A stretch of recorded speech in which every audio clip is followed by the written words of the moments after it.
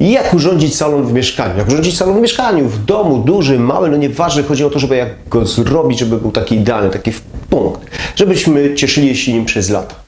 Uważam, że to nie jest skomplikowane, ale niestety nadal widzę, że sporo osób popełnia błędy. Błędy większe, mniejsze, które niestety psują ten efekt końcowy. No a na pewno nie na tym nam zależy. Dlatego dzisiaj będzie 10 takich błędów istotnych, które mogą popsuć ten efekt końcowy. Ja niezmiennie nazywam się Marek Suchocki. Zapraszam Was na nasz kanał aranżacji wnętrz. Pamiętajcie o subskrypcji kanału, jeżeli nadal tego nie zrobiliście, kliknijcie subskrypcja, dzwoneczek, zapraszam do siebie na Instagram i TikTok i oczywiście na konsultację, jeżeli chcesz urządzić salon czy inne pomieszczenie, możemy na ten temat porozmawiać, spotkać się i obgadać Twój pomysł. Dobrze, zacznę od pierwszego błędu i problemu. Nieważne, czy masz duży czy mały salon, tak, w mieszkaniu, nie dawaj mebli pod samą ścianę. Już tłumaczę, o co chodzi. Często jest tak, że ludzie mają naprawdę spore salony w domach, no i z jakichś przyczyn, nie wiem z jakich, dają to całkowicie gdzieś tam pod ścianę, te sofy, narożniki i tak dalej. My jesteśmy takimi stworzeniami, że chcemy rozmawiać w miarę twarzą w twarz, być blisko, nie przekrzykiwać się. To jest fajne, jeżeli mamy dwie sofy naprzeciwko siebie, jeżeli jest narożnik, sofa, druga sofa blisko siebie, jest stolik, tak? Ale nie, że gdzieś tam pod ścianami to jest poustawiane. Uważam, że to nie jest fajne. Mamy sofa, komódka, gdzieś tam szafka RTV i bardzo, bardzo dużo miejsca wolnego na środku. To nie jest ładne. Ale oczywiście, jak zwykle jest jakieś, ale ktoś mi powie, chłopie, ale ja mam małe mieszkanie w bloku, no to co ty chcesz, żebym ja nie dawał pod ścianę? Daj tą pod tą ścianę. Jasne, wręcz to też powinien być jako błąd, a może nawet jeszcze o tym powiem, wręcz nie powinno się wtedy dzielić takiego pomieszczenia, ale nie przytulaj tego mebla do ściany. Zostaw 3-5 cm luzów. Ja wiem, że każdy mówi, kurde, no potrzebuję jak najwięcej miejsca w tym przypadku. Co się nie najesz, to się nie naliżesz. No te 3 cm, 5 cm, 10 nie zrobi już różnicy, a wygląda to lżej, wygląda to lepiej. Drugi punkt, wspominałem o tym właśnie w tamtym odcinku, ale to jest bardzo istotne, bardzo ważne i często nadal ludzie robią ten błąd i ze mną dyskutują, bo się nie zgadzają. Oczywiście, no masz prawo się z tym nie zgadzać. Malutkie dywaniki w salonie właśnie, pod jakimś stolikiem. Nie robi się w ten sposób. To wygląda, jakby nam brakło kasy na jakiś dywan, to wygląda, jakby nam brakło pomysłu na to. Dywan, żeby naprawdę wyglądał elegancko, to znaczy nie sam dywan, tylko to pomieszczenie, to powinien być zrobiony w ten sposób, że jest pod pierwszymi nóżkami pod sofą czy narożnikiem i jeżeli na przykład mamy fotel, pod nóżkami z fotelu i oczywiście pod tym stolikiem naszym kawowym. Jeżeli damy go mniejszy, jeżeli damy go minimalny, no to wygląda jakiś stąd. No po prostu, sorry, takie jest moje zdanie.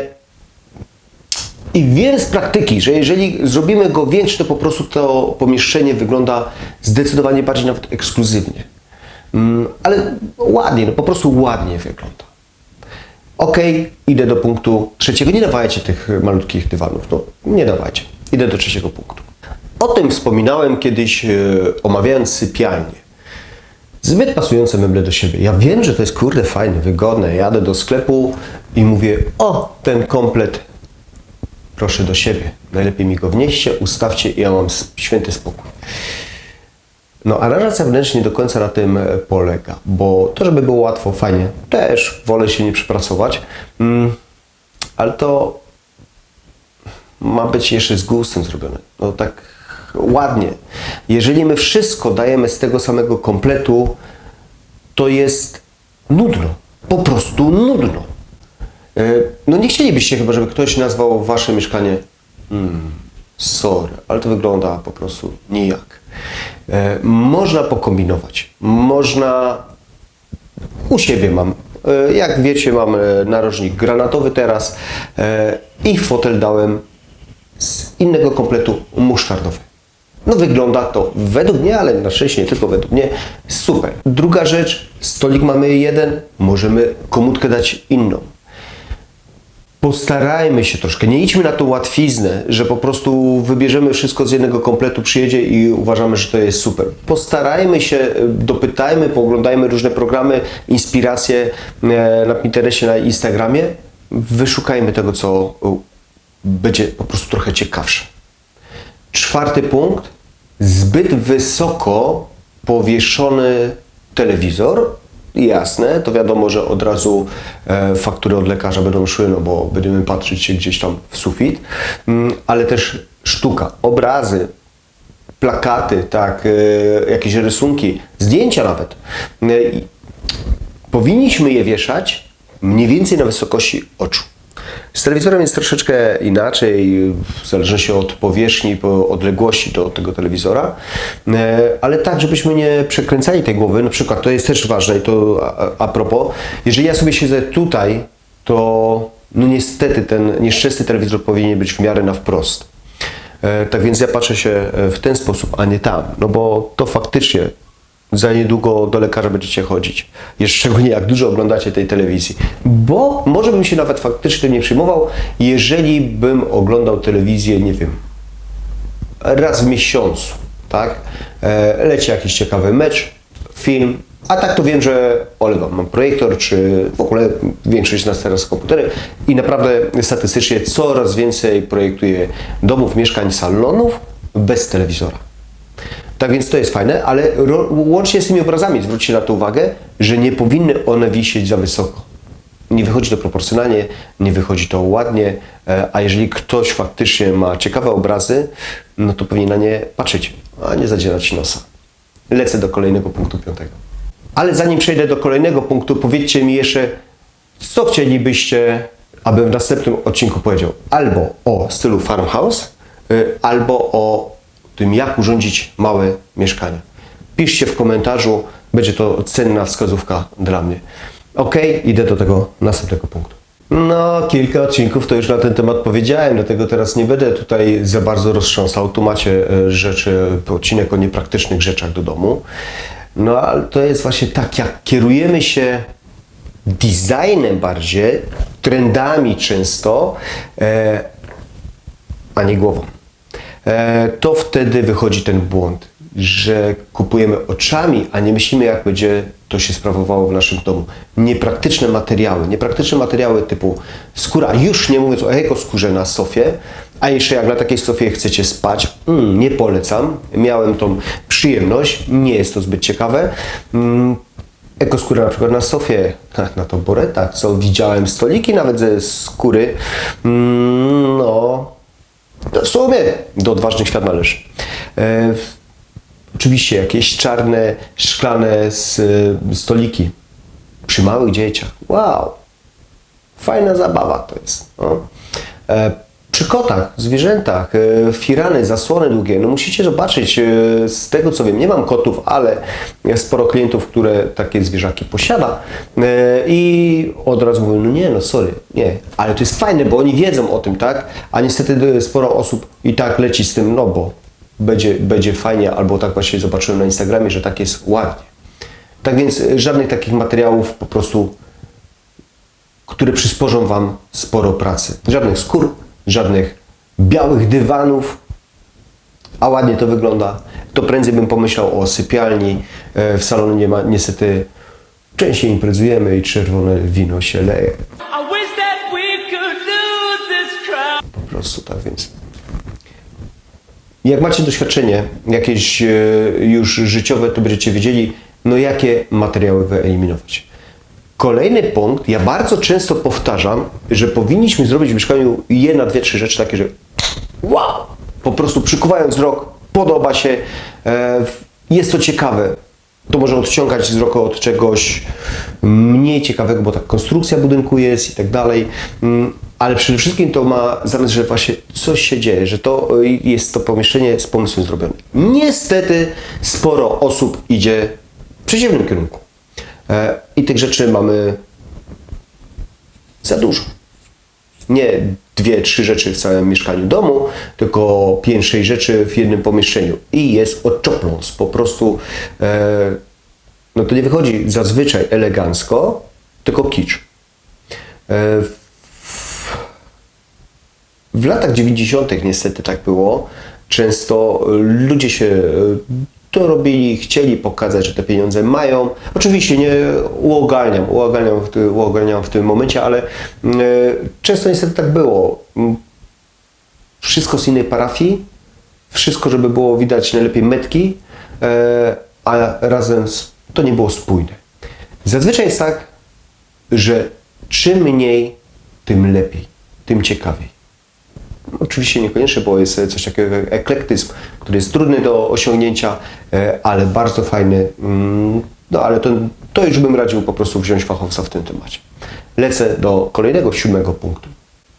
Kiedyś notoryczne, teraz rzadsze, ale nadal ludzie stosują półki z płyt gipsowo-kartonowych. Teraz, jeżeli ktoś po prostu się tym nie interesuje i przeprowadza remont raz na 20-30 lat, miał to właśnie w latach 90. Wtedy bardzo, bardzo często, ale też nie było takich materiałów. Płyta gipsowo-kartonowa weszła, fachowcy zaczęli wykonywać i tych półeczek było. No nie wygląda to fajnie, dobra, już to tak, bo to jest strasznie ciężkie wizualnie, tak?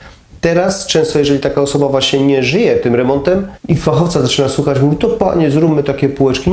Nie idźmy tą drogą. Nie róbmy tego, bo to wygląda, tak jak wspomniałem, ciężko. Kurz się na tym zbiera, no bo to jest pomalowane farbą zazwyczaj, bo oczywiście można tam jakieś płytki, coś takiego przykleić. I jest to uciążliwe, a propos materiałów różnych, uciążliwe w sprzątaniu, a nikt nie lubi latać cały czas z tą szmatką. Dlatego z takim półką, takim zabudową z płyt gipsowo-kartonowych mówię nie. W kolejnym punkcie powiemy właśnie o tym dzieleniu pomieszczenia, szczególnie w małych pomieszczeniach. To, co mówiłem, że nie powinniśmy dawać pod ścianami dokładnie, to też nie powinniśmy szczególnie małe pomieszczenia tym razem dzielić. Akurat wczoraj miałem konsultacje wnętrzarskie, tam ludzie z sofą mieli w połowie nie bardzo duży salon i sofę mieli w połowie salonu. Słuchajcie, automatycznie, wyobraźcie sobie, macie sofę, która zajmuje, to jeszcze był narożnik, 80-90 cm głębokości, od tego musi być przejście do stolika kawowego, stolik kawowy i tak naprawdę jesteśmy już prawie na szafce RTV. Niepotrzebnie dzielimy właśnie sofą, komódką, nieraz z książkami, jakąś ścianką ażurową. To niestety zabiera miejsce i wizualnie, i faktycznie. Nie idźmy tą drogą. W tym momencie lepiej faktycznie starać się ustawić tak, żeby te meble były gdzieś pod ścianą, ale oczywiście, tak jak wspomniałem, nie całkowicie nie przytulamy tego do ściany. 9. punkt. Mówiłem o tym, zapraszam tu do odcinka o tym, jak urządzić oświetlenie, jak zaprojektować oświetlenie w swoim domu. Brak oświetlenia tak naprawdę, bo oczywiście mamy jakieś światło główne, jedną lampę na samym środku pierdzieliliśmy i jest super i myślimy, że to nam wystarczy. Gra światłem jest bardzo ważna w naszym domu i to trzeba uwzględnić, bo salon nam służy często do spania, szczególnie w małych mieszkaniach, oczywiście do przyjmowania gości, do tego, że tam jesteśmy na co dzień i do rozrywki, do tego oglądania telewizji. Powinniśmy mieć światło nastrojowe, powinniśmy mieć światło główne, takie, które faktycznie oświetli nam całe pomieszczenie, a nie, że jak ja mam na samym środku 20-metrowego pomieszczenia jedną lampę, jakiś plafon, to po bokach już będzie cień. I jak tam mi spadnie soczewka, to będzie problem. Ostatni punkt, bardzo ważny, bardzo istotny. Myślę, że się zgodzicie ze mną. Za dużo pierdół. Oczywiście, za dużo pierdół. I mamy tendencję do zbierania różnych rzeczy. Co z tym zrobić? Jak z tego wybrnąć? Ja uważam, i mówiłem to już w którymś odcinku, że najlepiej by było pousuwać wszystko.